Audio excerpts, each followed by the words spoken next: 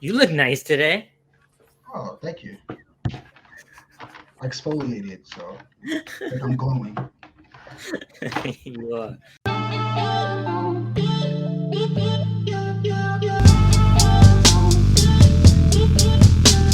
Ran it up like Forrest Gump, mixed with Usain Bolt, but you never really made it back. You kept paving waves. When I spin the globe, I'm connected across the map. I'm a walking business brand. I'm a mogul with an LLC. What you telling me? What up, everybody? This is the No Politics Podcast, where we provide our perspective on everything dope, 100% unfiltered. You know, if it's worth talking about, we talking about it. Yes, I'm your sir. boy, Faking No Moves, and I'm here with my brothers. I'm your boy Eric BNYC. Your boy working genius. And that's a fact, though. What up, Yes, yo? sir. Chilling. Nothing, man. Eventful week. Eventful week. We got a lot of shit to talk about. Yeah. Not only that, but we got a lot of shit done this week too. We dropped our episodes. We uh we jumped back into the No Politics Sports. You know what I'm saying? Even though we do be talking sports on the podcast, whatever we can't cover, we gonna cover on there always. You Right. know what I'm So saying? on YouTube, it's No Politics Network. Network, right? Yep. All right. So And yes, we got everything. Everything's there. The podcast, the sports talk, the uncut outtakes that the good people at home didn't get to see during the podcast or after the podcast. yeah, we Yeah. were You just know, bullshitting and talking Yeah. nonsense. Yeah, just yeah, doing our like thing. Laid back, chill vibe. basically it's our hub for all content, no politics. Yes, Yeah. sir. So You know what I'm for the saying? for the 20 of you out there who actually viewed an episode of ours, like you have extra content. It might have been Bro, me 20 times, low key. I True. don't even It care. might have, it 20 might have been views, me like at least 10 of those times. 15 Yeah. views, 5 views. Yeah. Y'all hold a special place in my heart.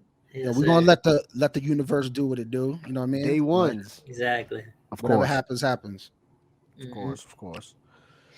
But yeah, man. So like you said, a eventful week. Not only for that, but like a lot of things happening this week. A lot of stories that we personally felt we wanted to talk about. That we was like, yo, save it for the podcast. Save it for the podcast. You know what I'm saying? Yeah, So we can't even have normal conversation no more. yeah, We just want to save all the energy.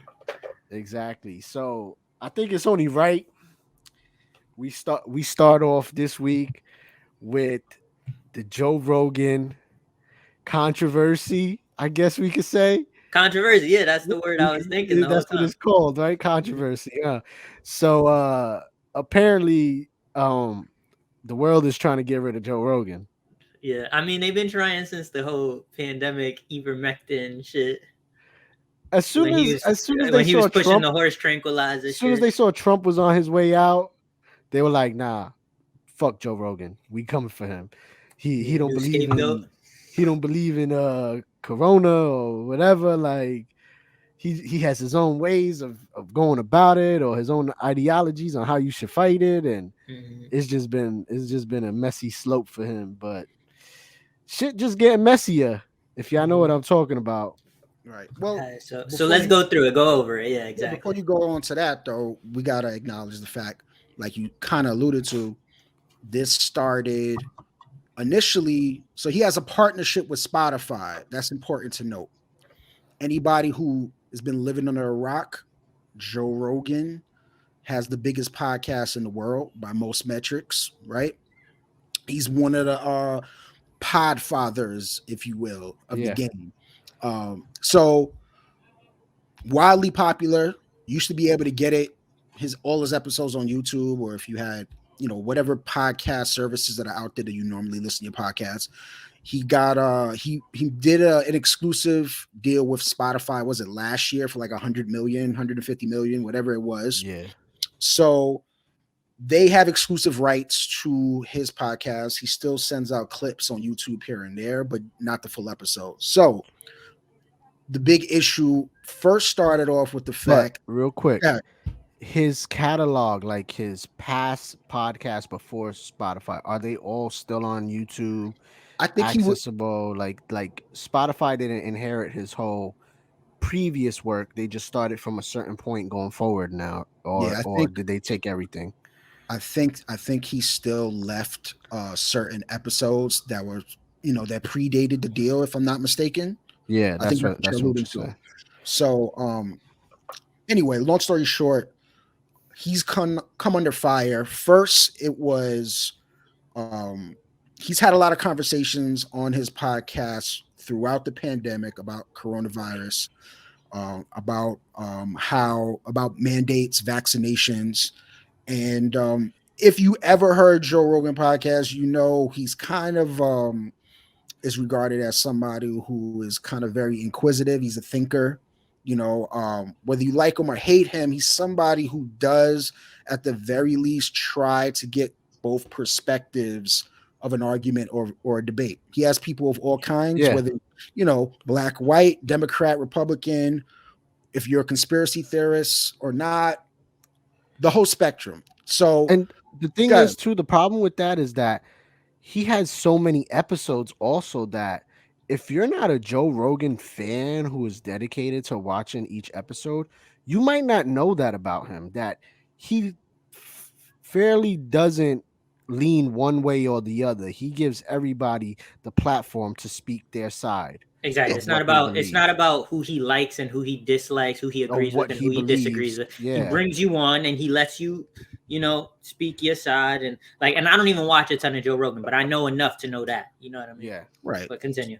So, he got into some hot water because there are some people who feel as though he is spreading misinformation about COVID-19 on his podcast, and essentially he had to post a whole apology, essentially, I guess by the urging of Spotify, because it's one thing to do things independently where you don't have to answer to a corporate structure, but now because Spotify has probably the largest, I'm assuming, listener base in terms of streaming services out there, he has a responsibility to kind of explain himself. So he went and he had his long post that he put on Instagram, basically explaining his position. Um, from what I understand, he is somebody who, I wouldn't say anti-vaccination is the right term, but he is somebody who's for vaccinations but feels as though there are a lot of questions about the current vaccination that is being pushed, and he's not a fan of the mandates, and he's not a fan of pushing vaccinations onto people, right? And he's not alone in that regard, right? There's a lot of people who believe. He's mainly, not that he's anti any of that, he's pro health. He's all Right. about be healthy, stay healthy, do the right thing, and you should be all right. Yeah, and he's like 50 something years old. He's shredded. Like, if you ever seen him, Yeah. like dude is a jujitsu black belt, right? And he's Yeah. like, comedian, Fucking podcast Taekwondo, host. black belt. Yeah. Yeah, he's an everyman in that respect. So basically he did this whole apology, basically saying that he's going to try to do better in the future about representing both sides of the argument about all issues. So he said maybe he acknowledged the fact that maybe sometimes things could get skewed. Like if he has several episodes in a row of people who are on one side of some argument, it can look to somebody from the outside in that he is really pushing an agenda when, in his opinion, he's not. So he said he'd do a better job of balancing it out and that he wants to hear from things. So one of the things about it also that is important to note is that there were artists on Spotify, major recording artists like Neil Young, who pulled his music from Spotify because he felt as though the platform was allowing Joe Rogan to push theories about COVID-19 that weren't, vetted, true, and that weren't, and he felt like they were dangerous considering what we're going through currently as a country still, and he felt like they weren't doing a good job of stepping in and kind of monitoring that. So that happened, right? And then if that weren't enough, people started going and digging into his past archives of recordings. They And pretty much said, "Fuck your apology. We're gonna Pretty find much. something else." Pretty much. Or you know what? They're like, hey, okay, he apologized, but we're not gonna just let this go and let this be swept under the rug. You know, so um there's a video that's floating around where he uses the N-word, and it's a whole highlight clip over the years of him using the N-word from the beginning of his podcast, throughout the years, basically. Yeah, we're gonna pull that clip up right now. No. Oh, do you? I think you're No, gonna play no. it. and Too let's aggressive. Too aggressive. let's Potentially too kind of aggressive. also say, like, let it be known that he's saying the N-word, but He's saying the hard R. he's be clear. he's not saying the hard R. Yeah, he is. Yes, He is? Yes. Oh shit. Okay. Okay. Breaking news. He is Yo, what's saying up the with hard all R. these people saying the N-word with the hard R? Like, I don't give a fuck. Nah. Yeah. So that's it. Brings us to that. So, for people who don't know, he is also a comedian, has been a comedian for probably the last 20, 25, 30 years or whatever. I would say about 30. He's been actually doing a comedy, I think, since the 90s or whatever, Joe Rogan. He's a well-respected comedian, sells out everywhere, has a big loyal fan base, has done shows with Dave Chappelle, has co-headlined with Chappelle, a who's who of people. He has comedians regularly on his show all the time that he does his podcast with as guests. And this is not to shoot him bail, but I guess in the way that he described it, because he had to speak about this. He also released another video, probably like a week later after the initial video, or 2 weeks later after the initial video, where he explained himself in terms of the coronavirus, issue. So now you have this clip floating out there, and basically he was trying to explain his usage of the word. And he basically said he felt that he could use it because he wasn't using it in a harmful way. He wasn't using it in a way to offend or to attack others or to demean others. That wasn't his intention. So he was using, because he looked at it as just a word, right? And he wasn't using it in a manner to offend. But I guess it just, the debate is tricky, because is it just a word? On the surface level, it is. But if you look deeper in the history of that word, for many people, it's not just a word. It's a word with way deeper meaning and significance. And when you're a white man who's using that word freely and seemingly without consequence, it gets into this thing where it's like, what is acceptable? What is not? Does he get a pass, because of he's a comedian and comedians push the edge? Does he get a pass because he's close friends with people like Dave Chappelle, and others who are prominent Black people who have no issue with him using that word? So we got this situation now where he's his back is against the wall, and a lot of people calling for his head, basically. Yeah. Damn. For Well some said. reason, That was a lot. for It was some a lot. reason, I didn't like you said, you joked around, oh, we're gonna pull up the clip of him saying it, and like I didn't go looking for that stuff. Like, I guess just by nature, I figure like Joe Rogan's not a person that's means harm. Like, you know what I mean? Like, but I also just assumed he didn't use the ER because he's down in my mind to the point where he probably was throwing it around with the A and on some like I'm down shit. You know what I'm saying? But I don't know. If for me, it's a fine line whether it's comedy or not. Like if you're using the ER, like there's no substance or terms where you can put that and use that word where it makes me laugh personally.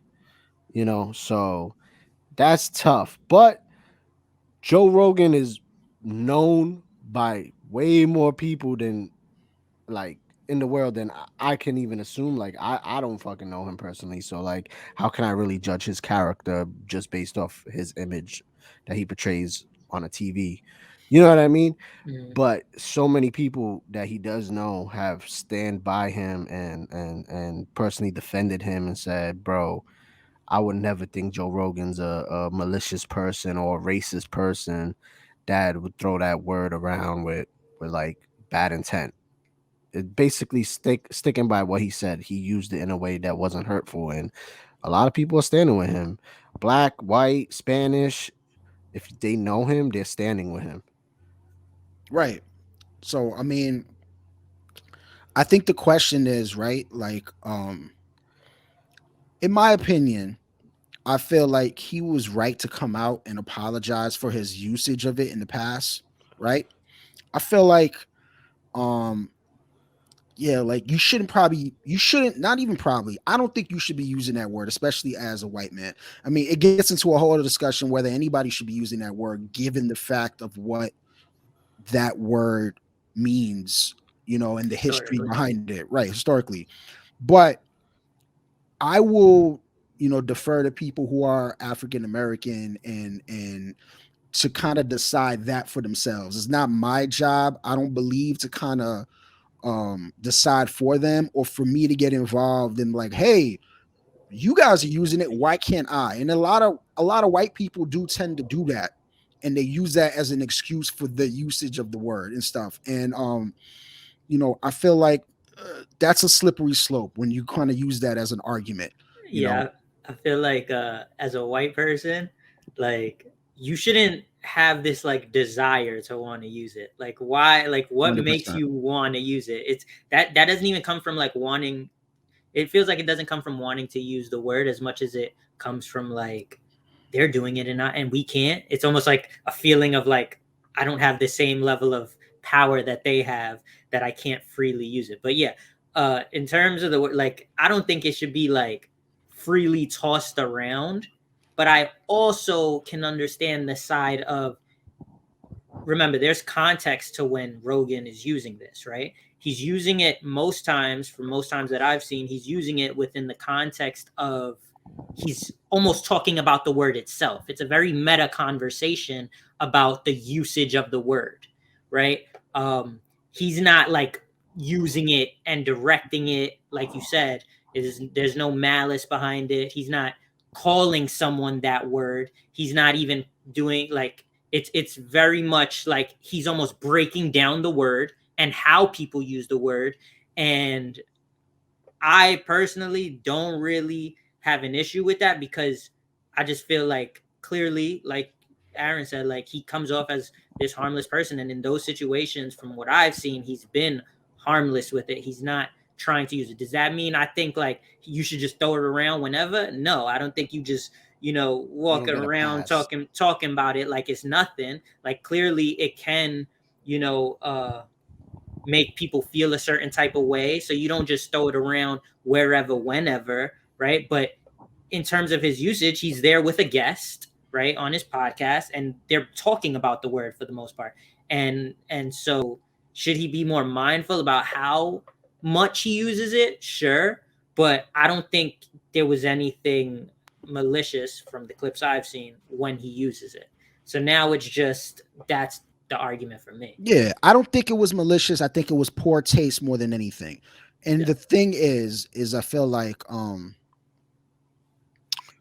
I do feel like just because there may be factions who are out to get him because they feel like he has a powerful platform and he may be pushing ideas and agendas that they don't agree with necessarily, and they want to kind of censor him and shut him down, just because that may be true, and I'm not disputing it at all, I think that is what's happening. Because otherwise, like, let's be honest, those clips were out there for years already. Yeah, 4 years. exactly. It is almost as if somebody had those clips queued up and ready to push the button on them when the timing was right, and then they did it. And this was the opportunity for them to do it. Yep. However, despite that all being true, I do feel as though he does need to be accountable for it, kind of kind of like he does need to be accountable for it and understand the gravity and the weight of that word, like when you use that word. And it's like he should feel lucky to have been able to get away for that long using it unscathed.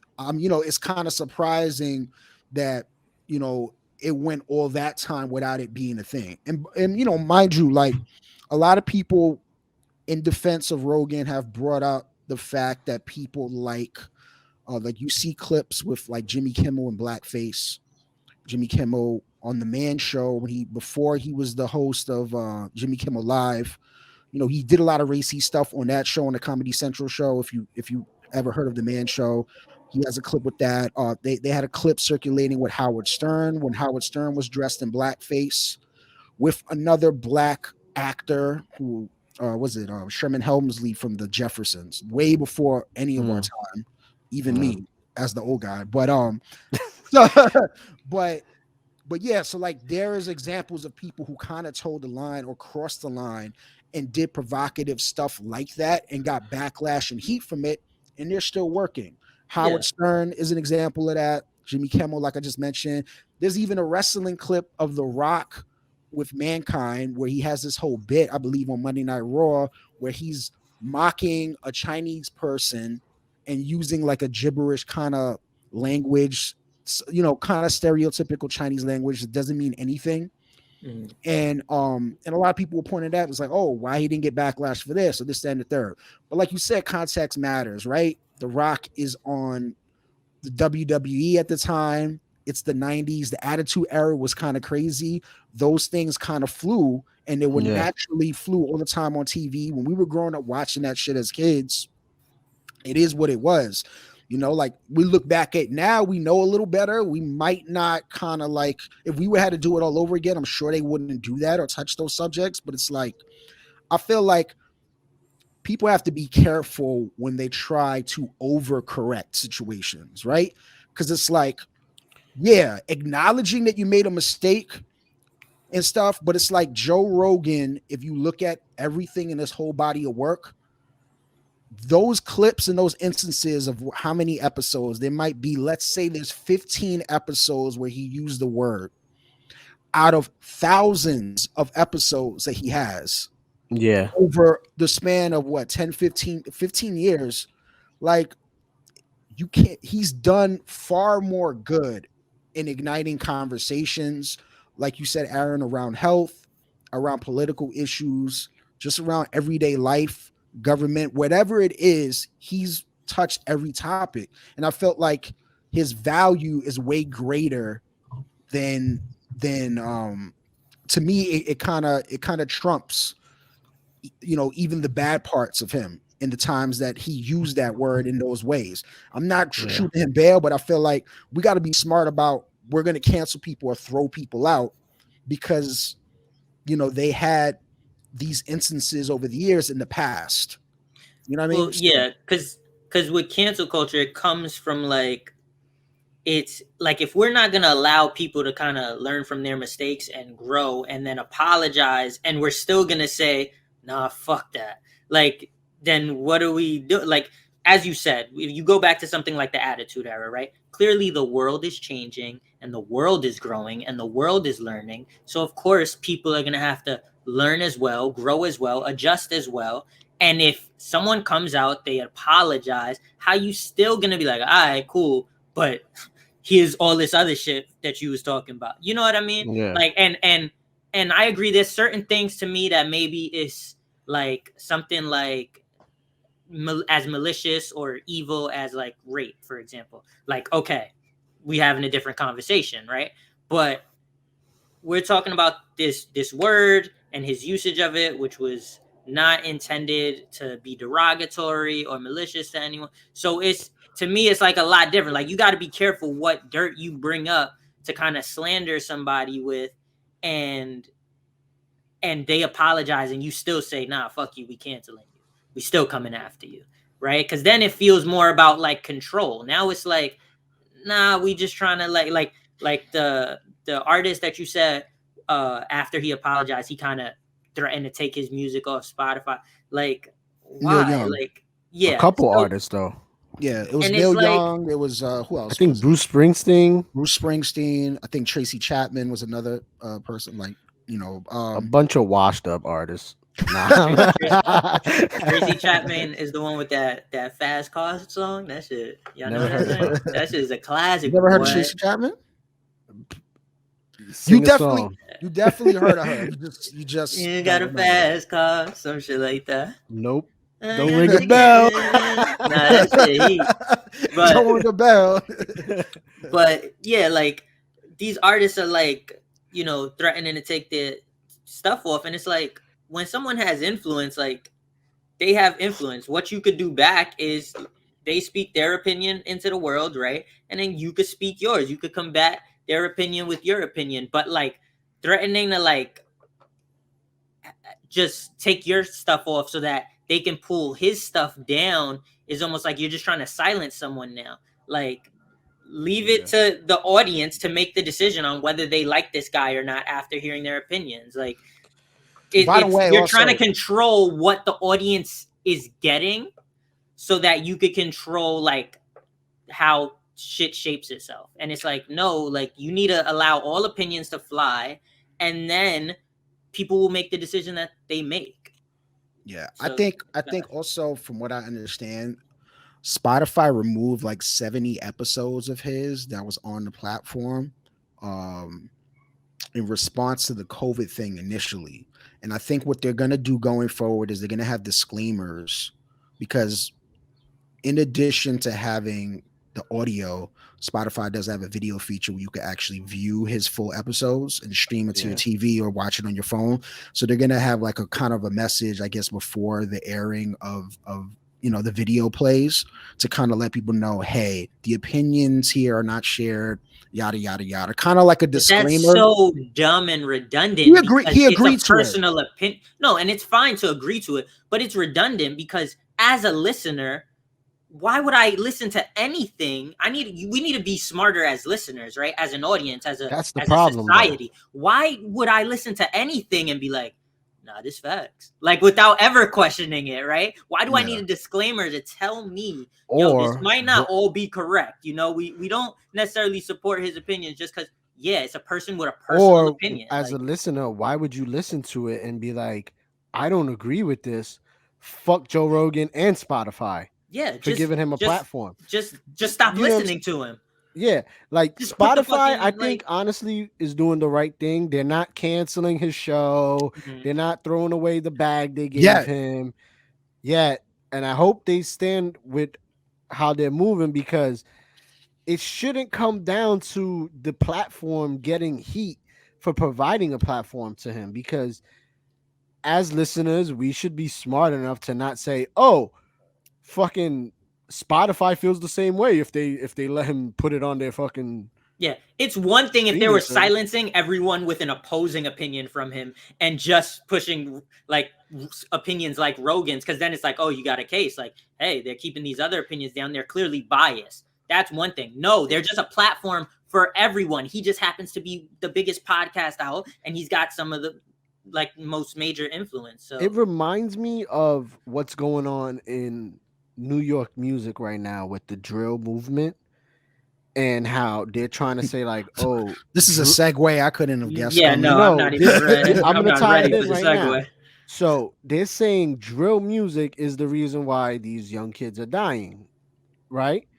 So Bro, if this goes- Spotify is gonna remove all of Joe Rogan's shit nobody for anything he talked about, they literally then cannot provide platforms for artists to put their music on who are talking about gang violence and beef and murder and all that other shit. So then what is the purpose of having that streaming platform? and That's a great video point. games cause violence as well. We've heard it doesn't matter. You can pick out anything where people are like shows like Skins and Euphoria cause teens We're just gonna to be drink fucking and have listening to sex, Tracy Chapman right? for the rest of our life. Fast car. Like, that is a great song. Yo. I'll say that again. But yeah, like you can choose anything. like I was saying, shows like Skins and Euphoria cause teens to have sex and drink and do drugs. Like, no, they're just reflecting the world around us in a way. You know what I mean? Like, it doesn't, like, playing fucking Call of Duty doesn't make me want to go off to war. Like, I'm sorry, it's just not how that shit works. And but parents and the older generation, sorry, we were Eric, supposed to grow up and be fucking jacking cars and picking up prostitutes because of Grand Theft Auto and going to strip clubs and getting crazy. But it even goes further than that, right? Like, that's a great point that you brought, Aaron. I'm sorry for doubting you. But to that, like, forget drill music, hip hop music in general was always stigmatized. And people thought, like, because of the messages in it, because of the drug references, because of the gun references, because they were talking about street lifestyle, that the listeners were going to be infected. Young listeners were going to be impacted to the degree that they were going to emulate that. Now, let's be fair. There are some people who do emulate that lifestyle. And that's the world, though. Like, not to cut you off, but there will always be the people that follow it to a T, and then there'll always be the people that are smart enough to not, and to pick and choose what they follow, what they allow to influence them. That's the fucking world. And what we're seeing with cancel culture is we're seeing people try to basically take away all options and force us into seeing one thing so that we can all be that way. And that's just not how it's going to work. I'm sorry. There will always be shitty people in the world. There will always be ignorant people in the world. It'll 100%. Always be that way. 100%. And to even further that point, it's like, listen, you don't have to agree with him using the word. If you want to condemn him for that, I believe you are well within your right. I feel like, and I don't knock anybody who does that. I'm uncomfortable with him using the word in a way that he did also. And I'm somebody who's a fan of his and a longtime listener of his.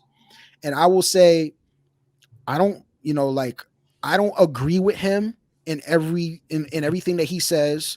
You know, we have differences of opinions on certain topics, but I feel like the value that he provides is that in the world that we live in now, where there's a ton of information that comes out that has agenda behind it, even though he has strong opinions on certain issues, he is somebody who, more than most people, more than most networks, cable news networks, or whatever the news source that you consider to be the epitome of reporting and stuff like that, or the most trusted source that you could think of, more times than not, he does a better job at representing both sides on issues than the nightly news does, the cable networks, or any of the people that we see circulating on Facebook all the time, or that our uncles and aunts share us videos of this topic and that topic. Like, all the talking heads that whether it be CNN, MSNBC, Fox, he does a better job of kind of talking through these issues because he has real conversations. He's not just trying to get he's not just trying to get talking points out. That's not his objective. So, like, I feel like from that standpoint, somebody who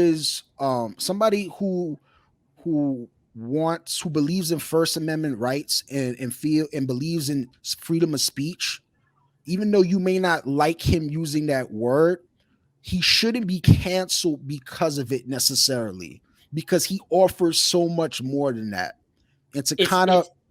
He's way more than just it's not like, not only does he say the word, but he pushes racist agenda. Like, it's one thing if that's the case, right? Because then it's like an indicator of the type of person he is and his ideologies and shit like that, but it's not.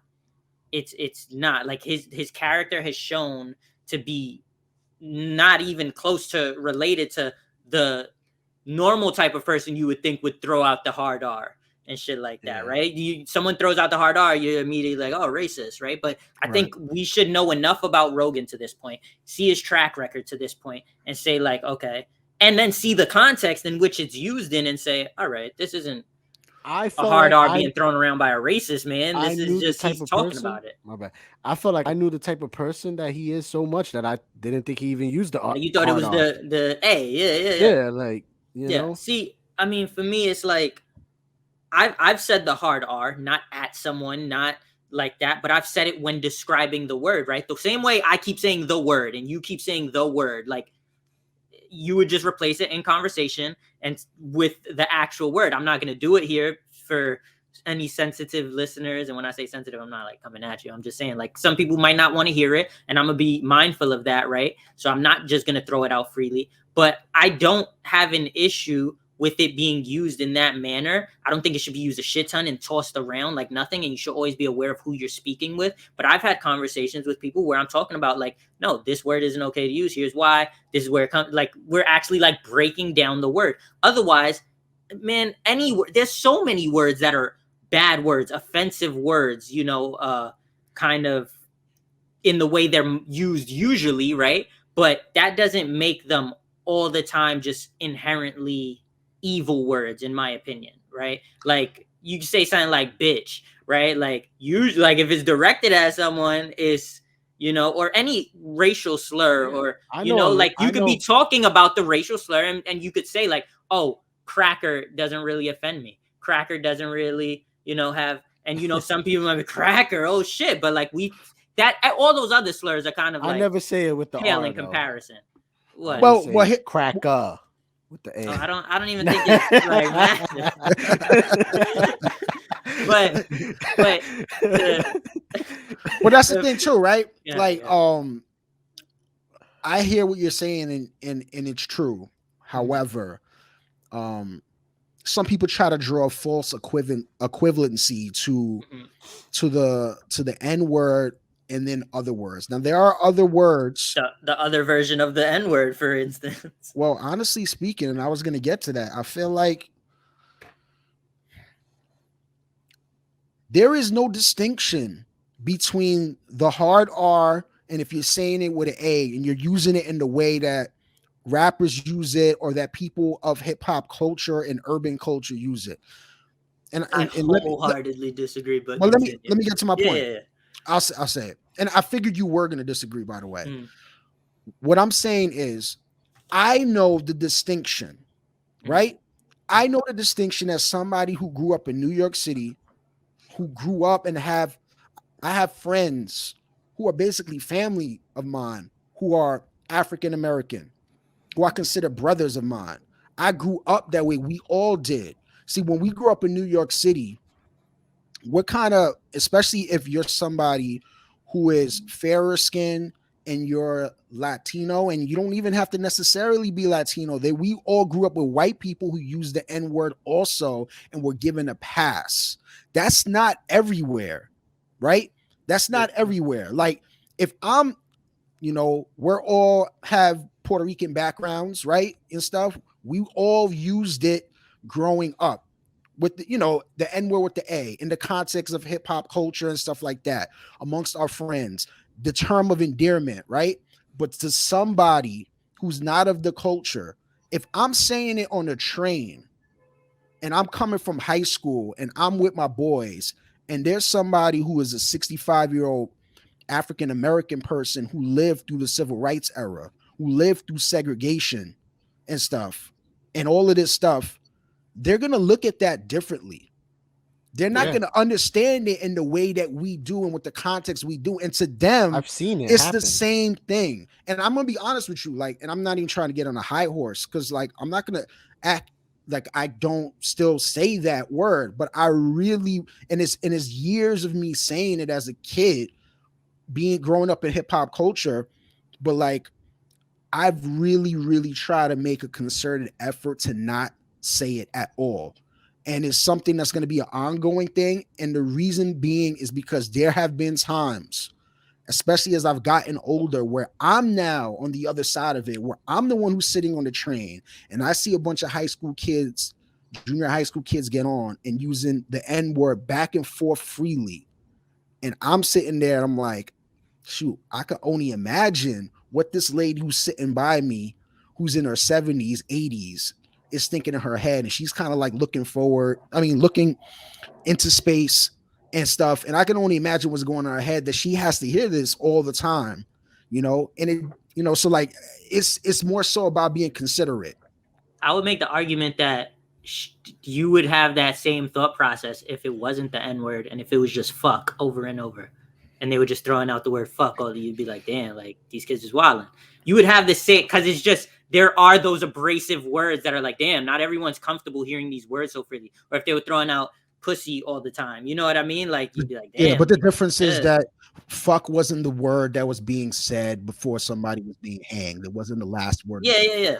It wasn't something that was being said while they were being whipped and mutilated and you know, and so like that's the thing. The word was it? Chris Rock had a great line for it where he said it's like man, I forgot what he said. It's one of the most explosive words that we can even think of. There's nothing really that you can compare to it. Okay, and then speaking of the Chris Rock thing, like, but Chris Rock says he'll like there's a difference for him with the hard R and the A, right? Like, and to me, like, that's the distinction. Like, I can make the distinction, right? Not everyone can, as you said, and not everyone will, right? But to me, that's just a level of like not understanding. It's just like a cultural difference or a generational gap kind of thing, right? Obviously, the A is derived from the hard R, but I definitely think that they're two. Like, I don't compare the words at all. Like, I understand obviously that one comes from the other, but in terms of usage, like, I don't compare the two like at all. Yeah, I get it, and I don't listen. One comes from like you said, though, because yeah. we were all raised pretty like much you said. Let me in just the get hood. this point up. Yeah, one comes from like you said, the last word before you hang some. Like the other one is not even close to that. That's not how it came about. You know what I mean? But the thing is, it still came from that word. They try to take a negative and turn it into a positive, right? There you go. And what's wrong with that in a way? Go ahead. Well, I don't think there's anything wrong with it on the surface level, but it has to be acknowledged that that word stemmed from something that was terrible. So, and I feel like here's the other thing that gets messy. And we all know, I'm pretty sure we all have family members, right? We're going to be keep it funky about this. Or we all know people who use that word, right? Who use that word, and I'm not even saying N with the hard R. I'm saying they just use the one with the A, right? In the context of hip hop culture or whatever, or just urban culture, street culture. But yet, like, they're racist against black people. Okay, and they have all these views, and it gets really, really weird. So it's like it's a very multi-layered kind of thing where it's like, I don't know. I feel like, listen, at the end of the day, I don't think I'm better for using the word. Like, having that word, like, I could do without it. Like, I could find another word to express myself if I really wanted to. So, like, if we're having a conversation, even though I agree with you when you say there's other words or that's not the intent behind the word, but intent is really dependent on the person who's saying it and the context that it's being said. And it's a very, very slippery slope if we're being honest about it. I mean, personally, like, I'm huge on intent. Like, to me, most things for me, outside of a few things that are very clear cut, black and white, to me, most things are situational and most things are gray in this world, right? And to me, intent kind of allows you to say, okay, maybe it came out wrong, but I understand what they were going for. Like, so to me, like, I value intent very highly. And so that's why, to me, I can distinguish the two where it doesn't feel like, man, you just saying it. Cause to me, that's too black and white. That's too clear cut. And it's like, I've come up in the same culture we've all come up in, right? Where it's, bro, I was using that word like, it was never a conscious decision for me to use that word. You know what I mean? I didn't wake up one day like, yo, I'm gonna start saying nigga. Like, that's just not how it worked. You know, it was just, it just became a part of me. Just like it probably just became a part of you because we bring it, it's all around us. And that's the culture we came up in New York City, right? And with our friends and shit like that. So, like, for me, like, and it's never been used, bro. I've never heard anyone, I mean, with my people, use nigga as to be racist and like to harm someone. It's very different to me than the hard R. When you hear the hard R and someone saying it as someone, it's almost always intended to harm or to marginalize, right? But unless, of course, you're describing the word or breaking the word down in the situation like Rogan was in, you know what I mean? Yeah. But Nah, I see both sides. You know, I agree also with Eric. You know, like it's been a part of my vocabulary, and like you said, coming from where we come from, never consciously just saying like, "Hey, I'm just gonna start." You know, we could be in the park playing ball. Yo, pass the ball. You know what I'm saying? And it just gets thrown around it's like naturally. bro. It's like bro. It's like it's But like any. It's just like a as I replacement. get older, and you know, I'm a father, I don't want to just consciously not be aware. You know what I mean? So it's like I could do without the word as well. Now it comes out naturally as part of my vocabulary sometimes in the midst of just talking with the homies, talking with, you know what I'm saying, like, or arguing with the homies. Like, are you fucking bugging my nigga? Like, you know what I'm saying? Like, it happens. But my kids are not being raised in the hood. You know what I'm saying? So I'm never gonna let them feel like because daddy uses it, they could use it. You know what I mean? Because I want to be aware, and I don't want to raise my kids with that word in their vocabulary, whether it's harmful or not, coming from me, which it's never harmful. You know what I'm saying? I just don't want them to be using it. So I see both sides. Joe Rogan, I don't think gets the pass to say it with the ER, no matter the context, whether it's in a stand-up comedy or not. I don't think any white comedian does. But I know Joe Rogan didn't mean no harm. Hopefully he grows from this and maybe he will continue to use it in a stand-up way or in a way to break it down and talk about it without causing harm. But maybe he won't. And if he doesn't, I will be very happy with that. Well, I just think like we're almost trying to remove it completely, right? And that's almost like it exists, right? There's so many harmful words and hurtful words, right? And like then it just comes down to censoring. Like I don't think there's anything wrong with saying it to talk about it, right? To have a discussion on it. Like, bro, there's words like suicide that are like, oh shit. That, you know, like, bro, like certain platforms are banning people from using the word suicide. Like you can't even say suicide like on Twitch. But to be fair, and not to cut you off, Rogan wasn't only just saying it to say it with the purpose of talking about the word in that context. He was also using it in other contexts. Like there is a clip where he has another guest of his where he's kind of egging him on. He's like, say the word. Yeah, say it. And then the guy says it, and it's a white guy, and they start both laughing and stuff. Now, again, that's more like horrible taste. Context matters. Horrible taste. And listen, as somebody who has logged as many hours on the air as he has, sometimes you're gonna have days where you say things that you're probably gonna end up regretting, and then once you release it out there, it's there for the world, and people can use it and spin it how they want to spin it. It doesn't necessarily mean that you're a hateful person or that you have this malintent towards a certain race or this and the third. However, there is multiple clips out there, and he wasn't only using in that context. He also had this whole Planet of the Apes kind of thing where he did this whole that's shaky context right there. Where he talked about him and some comedian friends of his got dropped off in a black neighborhood, and he made a reference to Planet of the Apes and stuff because the whole point of it was to say that it was like he felt like he got out. I don't want to misquote him because that's being done enough to a degree, but the gist of it was something along the lines of he referenced the fact that there was a black community and that it was like he got off and stepped, you know, it was sketchy because he had never been there before, and it was like he stepped out of the car into Africa, some shit along those lines. I'm paraphrasing here. But he walked yeah. it back, and apparently he walked it back on the actual episode itself and corrected himself from what I heard.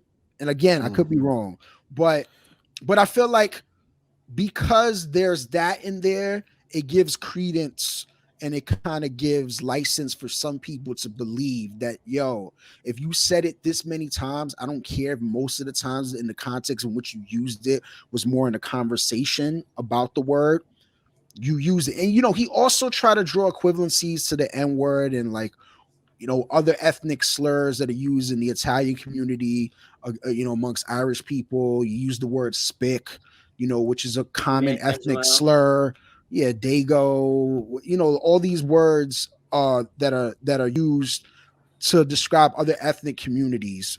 You know, with that said, you know, again, it's a tough comparison because none of those words have kind of that kind of weight behind them to that degree. But I was gonna say before we move off this topic though, do you have those posts up there? Because I feel like I do. these two opinions, Andrew Schultz, the comedian, who on a Brilliant Idiots podcast with Charlamagne the God, and he's a big supporter of Joe Rogan's, been on this podcast several times. And then you got Van Lathan, who used to be of TMZ's, now with the Ringer network. And he's also famous for that whole, he's the one that went back at Kanye West when Kanye said that slavery was a choice in the TMZ offices. And he That's his spoke claim up to right fame. there. And he spoke up right there. So they both have posted something on their Instagrams that I felt was kind of really spoke about the differing views. And I feel like they're both right in a way. Yeah. But I mean, if you could bring that up. So this is Andrew Schultz's. If you want to read that. I'll read it. Rogan hit job started with misinformation. That didn't stick, so now it's racism. Next, it will be misogyny. After that, transphobia. They're trying to make him radioactive because they fear his influence. This isn't about hate. It's about silencing a powerful man they can't control. Yeah, I think there's a lot to that. Should I bring up the other one, or should you want to break this down? Bring on the side though.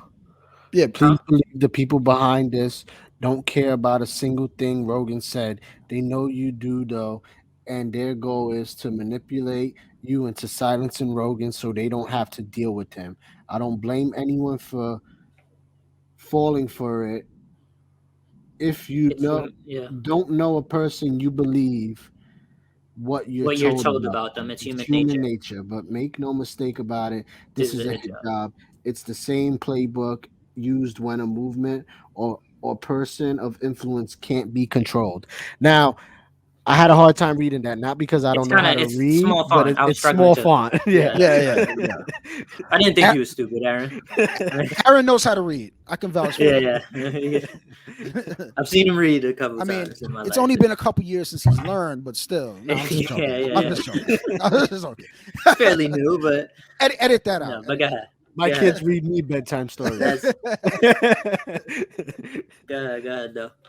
But yeah, let's break it down. Like, you want to bring up the contrasting view? The contrasting one? All right. Let's bring up Van Lathan's view. Gotcha. No, but I feel like even though, you know, we bring up with Andrew, but that's literally how we started the subject. Like, they were trying to take him down for the COVID shit. Now they want to take him down for this racism shit. And it's just how it is. Like, I do believe that. I believe he's a man with power. He has a lot of money and a lot of people listen to him. Like, he gets millions of views, probably tens of millions of all the time and listeners. So they probably think like a man who actually has the power to have like 10 million people listen to him any given day is a fucking powerful man. Look, we can't control. Joe Rogan has had presidential candidates. He's had millionaires, billionaires. He's had people of all walks of life. Like, he's very, very powerful platform. So I understand why somebody would have a worry or feel like, hey, you know, we got to make sure that it's not used in a way that it's skewed or whatever. Fine. But, you know, but anyway, Van Lathan, he tweeted out, "It's hilarious when white people invoke I don't know that bitch level of playing dumb about the N-word, as if we ain't been discussing this for 100 years. And that is both. I feel like him and Andrew Schultz kind of hit it on the head. Is what makes this kind of discussion so interesting in a way, because it's like it's true. Yeah, It's and true. just to be clear, like I'm not saying like Joe Rogan's good in my, but like he should be fine to say it whenever. Like no, I think if I was a white person, right, then I would be ultra hypersensitive about ever using it ever. I don't think I ever would. Obviously, I can't say because I'm not white, but I think I would be that aware about my usage of the N word, of the hard R, right? So I can agree to that extent. Like, bro, like Rogan, like you probably shouldn't have been saying it at all. I give people in general a pass to use it if they're just like talking about it, like because like you said, like you were saying the hard R has more power than these other racial slurs, right? The reason it has more power is because we give it that power every time we refuse to say it, right? You can make that argument too. Like obviously there's history behind it, but there's history behind a lot of these slurs, and but we're very aware of the history behind the hard R, and but every time we say the N word or the word without saying it, we continue to feed into that power of like, now we can't say it, now we're scared of saying it, now nobody can say it, and it's like, man, words exist, and it's up to us to either be aware of like what crowds are sensitive to them and when not to use them, and but to almost silence the word completely when like, man, it's a word and it exists and there's going to be discourse around it. Like there's no difference. What's the difference between me saying, like there is a difference obviously, but like to say hard R versus the word itself is like, we're talking about the same thing, you know? Like Louis CK got that bit where it's like every time someone says the hard R, it puts the word in your head, right? You're talking about the same shit, but continue. I think it's actually anytime anyone says the N word, it puts the N-word. word Yeah, with yeah, the yeah. ER Yeah, in exactly. your head. Exactly. Yeah. But continue. I mean, yeah, we could continue. I mean, I think we've touched everything we can about it. To be honest, Yeah. like we're not giving Yeah. Joe Rogan a pass. We understand the weight of the situation, but we also understand that Joe Rogan is not a harmful person, and he can only learn from this. We all grow, change. We talked about this. You know, bro, we all it's easy to throw judgment when like you're not important enough or influential enough for people to dig into your past, right? yeah. And throw your past and put it in front of people. But also, not to continue this conversation, but it has to be said also, there is a privilege built in because of who he is and because of the he has built up equity in people who have followed him and listeners of his. Somebody like me, for instance, I if Joe Rogan podcast was just a year in and this clip came out, I don't know if I would be as willing to kind of put myself out there and really defend him. But because I've grown with him over the years, and there's been many issues that have kind of opened my eyes that he brought up and discussed, I feel more comfortable and like, hey, nah, like this guy has done more good than bad, and he deserves to kind of be heard out. He doesn't deserve to kind of be shunned in the way that some people want to see him shunned. But within that, if that same thing happened to me, you, like any of us here, and we're working a regular 9 to 5, and it gets out and it gets to our bosses and our superiors or something like that, that's a conversation that's probably not going to go in our favor. You know, like that, you know, because he's Joe Rogan, because he has the money, because he's a UFC commentator, a comic, who's well known, and he has all of these he's in all of these areas and spaces, has powerful celebrity friends. He is given more leeway than the average person would be, despite the fact he's catching super heat now. This wouldn't even be a discussion if it were me or you, and we had a job that was, let's say, a public job, and this stuff podcast, like that. This podcast or anything right now. We can work our way up to fucking 10,000 views and fucking all of a sudden, And now if we they have pull a this little up, I'm influence. finished. Nah. We have a little influence, and somebody try to use this conversation, this literally this conversation right now, and try to fucking use it against us. And that's the But- danger. That's the danger. Go ahead.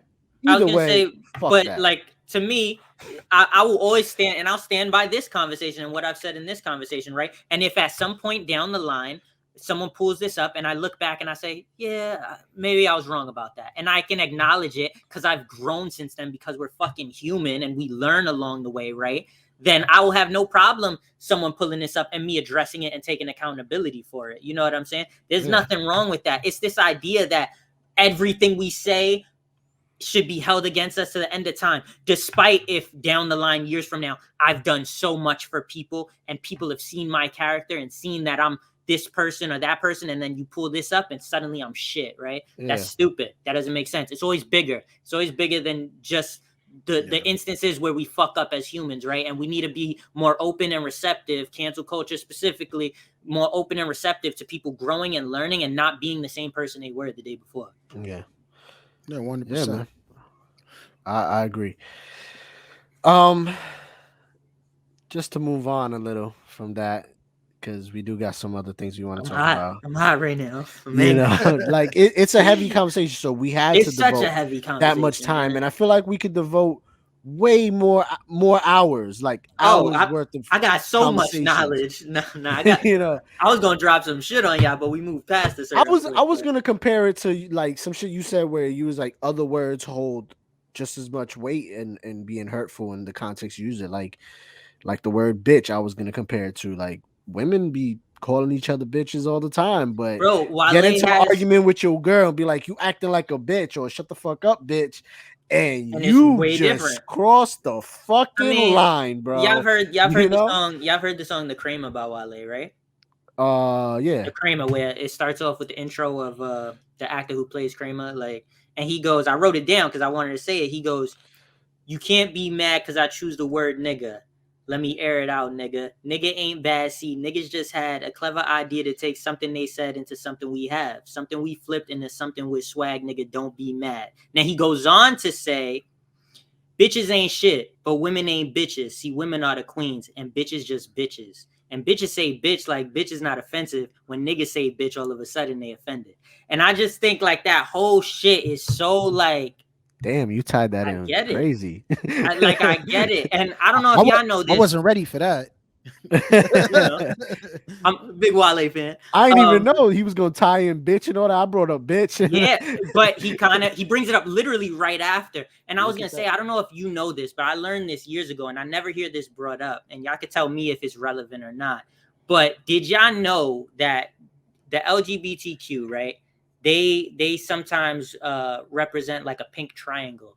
You know, they'll have the pink triangle as a symbol of theirs. I don't know if y'all know, but that came from Nazi Germany, and the same way the Nazis would kind of mark Jewish people with the Star of David, they would mark gay people with this pink triangle, and that it's the same pink triangle. And you know what they did? They took it and reclaimed it as their own, right? They took it as a thing of like empowerment, right? Like we're gonna take this, and you know what? We're flipping it on them. I've never heard that same thing being used in the defense of the word nigga from the hard R. But I think that it's a pretty similar case, but you never hear anyone complain about that, right? Because they took something that marginalized them and said, fuck that. You know what? We gonna rep this shit and show that we coming out on top. You know what I mean? So that's kind of like how I go ahead. I think it's time to move on now, you know. Talking about Jews here, we're talking about the N-word, we're talking about gay people. Like, we're only on podcast episode 3. It don't tie in though. You know what I mean? Well, this next topic is about Kanye West. Kanye West. Moving on. Do we believe kids should be on social media? Because Kanye does not. And this was another topic. Now, okay, but I do want to move on to that. But I do want to move on, but I never heard that, number one. That's an interesting point. So I want to learn more about that and read up on it. I'm not saying that what you're saying, you're pulling it out your ass. I know you're smart enough to, well read enough to have done your homework on that. But yeah, I never heard of that. So that's interesting. But yeah, I think we should probably move on. I might have made it up. Move on. Yeah. Kanye, he's been in the headlines lately. Like I previously mentioned, trying to move on. Him and Kim are kind of battling out in the public eye. We just went from the N-word to Kim Kardashian and Kanye West. Yo, because I'm not mad at it. I'm just saying that's where media been going this week. It's just the spectrum. In general. It's just we got range. So sure do. One of the main things he ranted or had a stream of consciousness during social media, a stream of texting consciousness, but he said his kid is now on TikTok and he doesn't believe his kid should be able to. And then, mind you, his oldest kid is only 8 years old. And then he went on to post the terms and services and agreements, the terms and agreements where he read those? Yeah, he read that. No, I never in my lawyer, life. Oh wait, he said he don't got a lawyer. I never read them shits in my life. Good. He brought it up where in there it says that TikTok is for teenagers. It's not for kids under a certain age. It's like 12 and up. And his daughter's 8. And he doesn't like that. I personally, I'm a father. I do not allow that shit neither. Yeah. I don't allow my kid to have TikTok. She's 9 years old, 1 year older than North. And my kid does not have TikTok, definitely does not have an Instagram. I don't even really like my kid being on regular YouTube. Yeah, because she could stumble on this podcast. Exactly. Right? Then you're gonna have to have another talk. Or Joe Rogan. She's gonna be talking about pink triangles, and it's gonna get crazy. Hey, knowledge is knowledge. But yeah, how do you guys feel? Where do you guys stand on that topic and that whole situation? Pretty much. I could go. I feel the same way as you do, and I don't even got kids to have to know, right? I think when it comes to social media, right? And I always try to give it the benefit of the doubt of like, man, we were kids. We were what, 12 maybe when we first got on MySpace and stuff like that. Yeah. And like, now if I have a 12-year-old, I've had siblings, so I can at least have that perspective of it. A 12-year-old on social media, I'd still probably be like, you shouldn't be on social media too. I'd still be wary, right? 8 years old, like no way, because there's so much like danger that can come from that. And to make matters worse, that's as a regular child, bro. She's North. She's literally the child of Kim and Kanye. What, like, no way is she. The comment section on North's and it's video harmful. Is going crazy. And here's the shitty part, right? Because yeah, she shouldn't be allowed on it, right? Because of stuff like the comment section, right? But then you got all these shitheads in the comment section that in their mind, because it's the same way they talk so much shit just because it's a celebrity and like, oh, this person has money, they're untouchable, whatever. Somehow in their brain, they think it's okay to do similar shit to a child, bro. Like this is how far we've strayed. And this is how much social media has created a barrier in terms of how people see like dialogue with each other, right? Just because it's through social media, it means I'm free to say whatever the fuck I want. It's not face to face. Bullshit, bro. It's unfortunate that we have to live in this world where people can go into the comment section and say some foul shit to this 8-year-old child. Like that's a whole nother conversation, bro. But I'm just gonna say, and what's worse is that now people comment with the intent to get likes on their comment. Yeah, exactly. So it makes it even worse because the more shittier things I say, people would think it's funny and like my comment and give me clout on an 8-year-old's fucking video. It's provocative, gets the people going. Yeah, I mean, listen, the way I look at it is a little bit different. I think anybody who's sensible would agree that a child of that age having, an account, a social media account of any kind, whether it be Facebook, Instagram, Twitter, TikTok, is potentially dangerous. And there's a lot of things. Yeah, it's problematic. However, I'm looking at it from this aspect. Despite that, right? I think that's surface level. I think we could all agree on that Kanye, if that is the case, then Kanye has a 100% has a valid argument, right? But the assumption that's being made here is that, and the way he's framing it, it is almost as if North has a TikTok account.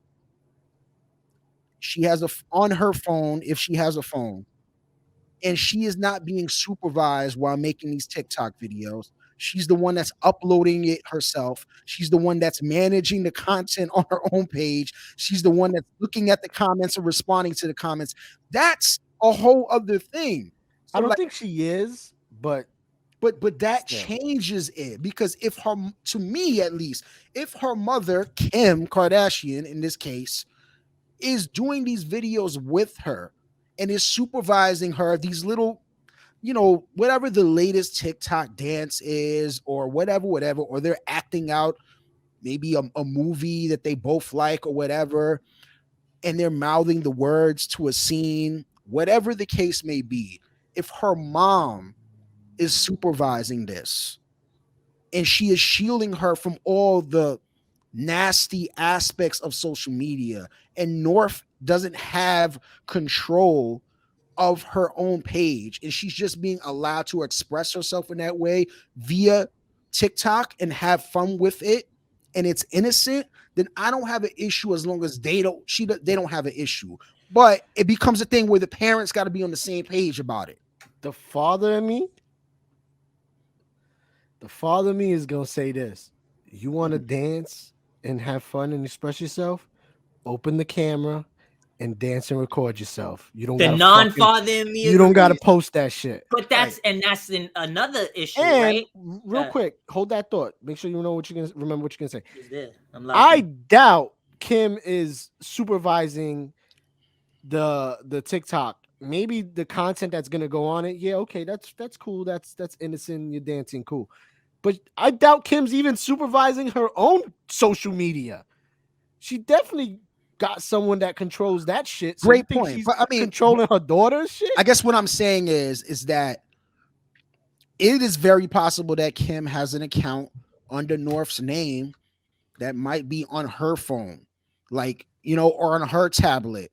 And the only time she has access to it, North, is when she's with mommy and mommy says it's okay to do that. Outside of that, it's not, I think the way it's being framed kind of it by Kanye is this almost like it's this reckless thing going on where my daughter's out here being exposed to all these elements of social media and this and that. Now, if you want to make the argument that, which you kind of just made right now, Aaron, where it's like, I don't even know why you need to express yourself through social media in that way. There's so many other ways that are healthier for you to express yourself or whatever. You know what I mean? Like, that's fine. But I think for us to assume the worst of Kim Kardashian, despite what you feel about her personally, to assume the worst, if we're going to do that and we're going to judge her in that way, then we need to kind of look at the messenger. And if we look at Kanye West and look at his history, he's not perfect either. He is far from perfect, and he does things all the time to draw attention to situations. Literally, the guy will attack somebody this week and next week be pictured in a photo with them. I don't know if this thing that he's talking about with Kim is something to just be vengeful in some divorce proceedings that they're going to have eventually. I don't know if he's doing this to just harm her character and kind of win some public support from people. It could be a lot of things. He won me over. And to both your points, he just attacked Billie Eilish this very week over some shit, and she innocently was like, because he thought she dissed Travis Scott, Travis, and she was like, no, like Like it had nothing to do with Travis, right? Was at a concert, I don't, right? yeah, I don't know if we're gonna get into that. We're gonna have time to get to that, but that's one point. So we've seen Kanye kind of just randomly do things like that, right? Draw attention to it. And then to Aaron's earlier point, though, what is wrong with pulling up the camera? Like, you can use the TikTok, app, because it has the features where you could do the voiceovers, and you take you can use the filters and whatever, and then you make them, and then that's it. Make the account private. Like, why is it necessary for this child to be posting it to the public, right? Why can't it be a private account? She could post it for her cousins and her family, and they can follow her. Why is there like in the camera roll and send it to your cousins? Hey, it can.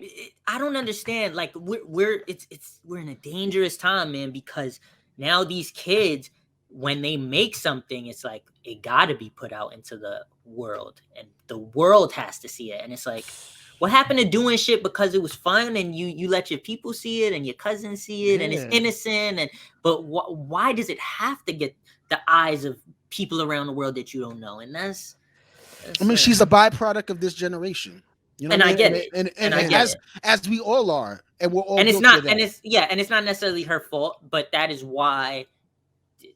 I don't know. It needs to be. I hope it's supervised, and I hope they're being as safe as possible. But there was one thing I heard, that she just went on IG Live or something. She went on live, like, unsupervised at some point, and it's like, that's crazy to me. Like, that's. But I think it was her mother's live. Either way, if she was on live, and also she was on her mother's phone. Think about that. If Kim ain't even supervising her own social media, her daughter's on her Instagram. It's just dangerous. Probably searching I don't around, think it's that crazy. scrolling. You know why? She's jumping on IG Live without Kim knowing, and then people were making jokes, commenting like, "Hey North, what's mommy's credit card number?" Like dumb shit like that. Children. That's a good joke. That is a good joke. I wouldn't even say that to kids. You know what I mean? Because I'm in the mindset of, like, they're innocent. You know what I mean? Like, so, but there's a lot of people that will, and it goes way deeper than that, and way further than that, and way more fucked up than that. You know what I mean? Yeah. So it's like, I don't know. I agree though. Like, I would never argue against the fact that it is dangerous as hell, and you're walking a fine line, a slippery slope, when you're exposing any child to social media. Even if you're regulating it, it could potentially be a dangerous thing. However, like, I feel like I hate to kind of look at that situation, from the angle that I'm looking at it, but, like, I'm not all the way trusting of the motives of Kanye and him in the way that he's, like, kind of going about this through the media and through the public and through his Instagram I don't like page. that either. Like, I'll be honest with you. So, like, be an adult, and it gets deeper than that. Kids involved. But there's kids involved, and it shouldn't be on social media. That's how I feel. Right. But also it gets deeper than that. I'd much rather him say on tracks, God save me from the crash so I could beat Pete Davidson's ass instead of going on social media. Great point. Yeah, like, it's also obviously North and her social media usage or her TikTok usage.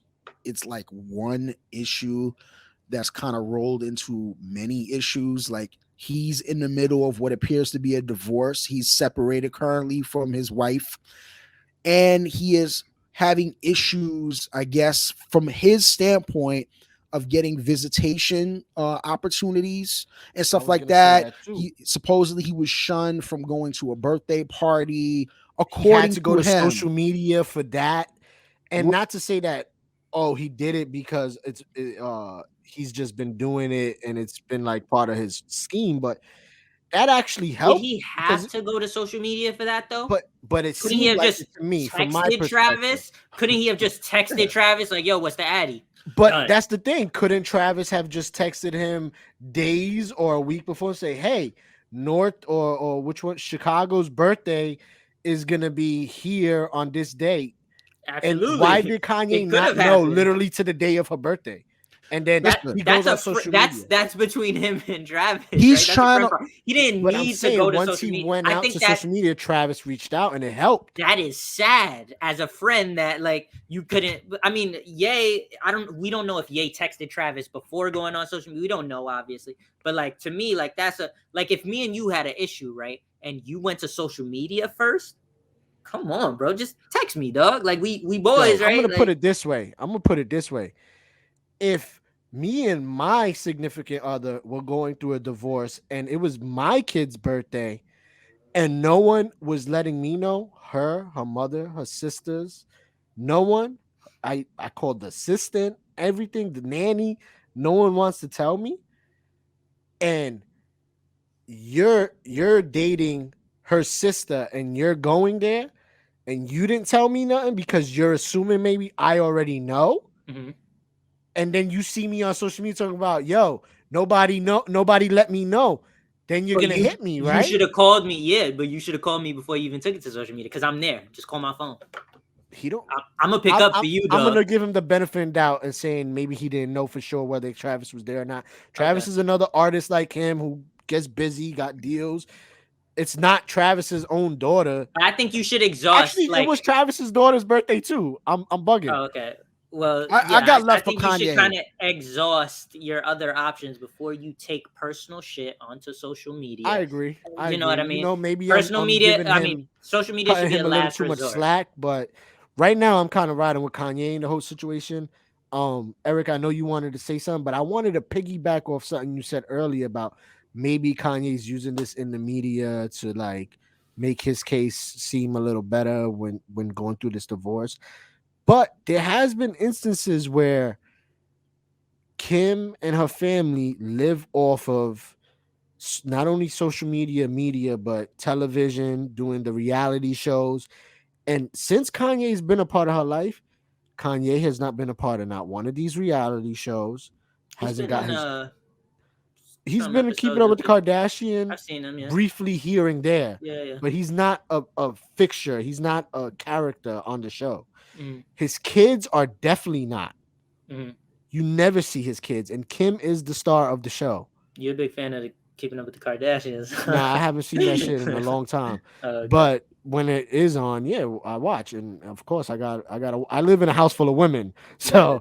But not only that, so talking about that, speaking on that, actually, that makes me feel like Kim wouldn't feel no type of way to be like, you know what, my daughter doesn't get to be on the television show, she don't get to be a part of like our lifestyle, all that. She can have a TikTok and build a following or have people like her stuff and think she's cute and adorable and start building Northwest's brand. Mm-hmm. But you should be on top of it. Past her. And if that's the case, I wouldn't but be on top of it. And she shouldn't be accessing IG. You know what I mean? Like, I'm not here to tell anyone how to parent their kids, but like, you got to be aware of the dangers. That's how I would parent mine in that. And I don't want to just jump to the conclusion like she's not, but I do have my doubts. Here's what I'll say, and I'm going to defend Kim Kardashian here for a second. I love Kanye and I got love for him, but I will say this on behalf. Him more. Well, listen. If I had to choose, like, you're gonna make me choose. Go ahead. I love her in a different way, but anyway, let's not get into that right now. But I would say this to her credit, despite all of the opportunities that she has had to throw Kanye under the bus for his erratic behavior and for doing XYZ, for making not only himself look quote unquote crazy, but also their family, their marriage, all of his ideas that whether you're on the side of them or not, we can all say that the way his ideas come out of him are more problematic than the ideas themselves sometimes. His way of expression is very clumsy in many ways, and it's one of the reasons that it irritates a lot of people. But with all that said, she's had plenty of opportunities to kill his character and assassinate his character. And the one thing you could say about her is that she's never, ever done that publicly. Never, even during the whole divorce proceeding. I mean, even though the separation, she's never thrown him under the bus. She's always supported it. And I'm pretty sure there was times where she didn't agree with him, but she did what a wife does and she held him down. So I feel like, you know, she deserves more of a benefit of the doubt, in my opinion. Maybe I'm crazy, but that's the way I see it. Kim is definitely smarter than people give her credit for. And not to say that it's disingenuous when she doesn't throw Kanye under the bus, because I don't know. But I think she's playing it the right way, right? Let him keep, you know, talking his shit, and you just be a mom, and you're going to come out on the good side of it, right? You're going to come out looking like the good person in the media. Yeah. You know, just don't air shit out publicly. Yeah, but we're not here to say, oh, who's because look, Kanye's the only one airing shit out, and he's looking like the bad guy, right? But go ahead. Yeah, to some, not to me. I'm talking about to the masses. We're gonna have our opinion. But it's not to say like, yo, are we on Kim's side or Kanye's side? It's more so to be like, kids under a certain age shouldn't have free will to just. I'm definitely on Kim's side. Social media. Definitely. Make no mistake. That's Kim, not a bad side to be on. Kim, P. Davidson, if he ain't working out, holla at your boy. Anyway, I'm on Julia Fox's side. That hat into the ring. Nah. I'm on Julia Fox's side, the one who was on Uncut Gems. This Julia Fox. Honestly, I don't even give a fuck about Julia Fox. Either one. I didn't even know about her in general. I didn't even know she was from fucking Uncut Gems. But I just don't think that kids need to be on social media. Now, if Kim is fucking on top of it and monitoring it and very hands-on, more power to her. I can't tell someone how to parent their kid. You know, that's like somebody coming to me and being like, your daughter shouldn't be going to bed after fucking 8:00. Like, shut up. You know what I'm saying? Like, everyone has their own rules and parameters. Is that the right word? Parameters and shit that they put in place. But me personally, I ain't even gonna lie. Beyond social media, there's other things. There's other things that I feel are threats to. I don't know if the right word is a threat, but like can influence kids in the wrong way beyond social media. Even certain games that have like live chats that are supposed to be for kids. But I would consider live chats similar to social media. It's the same idea. It's very similar. That's how I look at it. Anything where you're communicating with would other look at people. Me like I'm crazy saying some shit like that. Like Grand Theft Auto wasn't good for us, but we weren't talking with another person like, people. Hey man, let's go fuck these prostitutes. Like, you know what I mean? Like, there's definitely a difference. Yeah, it was different, you know? Yo, I didn't even know I could fuck prostitutes until it became a fucking big deal when they were trying to cancel Grand Theft Auto. I'm like, wait a minute, you can do that? Started honking at every fucking girl on every corner, you know? Listen, I don't know about y'all, and maybe this is exposing kind of deep mental issues that I may have, but I'm gonna say it anyway. Grand Theft Auto, like I never really even played the game like that. When I say I didn't play the game, I mean there was many times where I didn't even care to follow missions. I was just going around and like shooting hookers and like hijacking cars. Like I had no interest in doing missions. It was like I had a gun and I'm like, yo, I'm just popping people, random people. Facts. That, like it's a weird. How has that influenced your adult life? Not at fucking all, to this right? day. Right? Still ain't shoot someone. Not at fucking all. Nah, I thought he was you ain't bust your gun. You ain't bust your gun. Nah. I'm a lover, not a fighter. But yeah, like Kim? Yeah, word, Kim. But yeah, like I don't know. I hear what you're saying though. Like it's Kanye definitely has a point. If we're looking at it on the surface, taking his word for face value, and let's assume there is no ulterior motive behind what he's doing. And as a father, he is there really trying to kind of get control of a situation that he feels is dangerous potentially for his daughter, then more power to him. Like I'm with Cesar. Like I don't really necessarily believe going through social media and those channels are necessary. But that's the way he's doing it. He's applying pressure in the way that he sees fit. We could talk about his delivery and the way he's doing it. Fine. All I care about really is just like, yo, when you're going to screenshot and upload it to Instagram, can you at least fucking size it and crop it Crop it correctly, please. Yeah, like he's like screenshotting shit like my 70-year-old dad and shit, and the way he's uploading it to Instagram. It's like mad large. Like, come on, bro. Shout out to your pops. Teach him how to crop, Eric. What the fuck going on? Nah, it's past the point. It's past the point. There's no going back now. Yeah, so I think, definitely when it comes to that, like, it's very imperative that we definitely like don't let kids just freely use social media.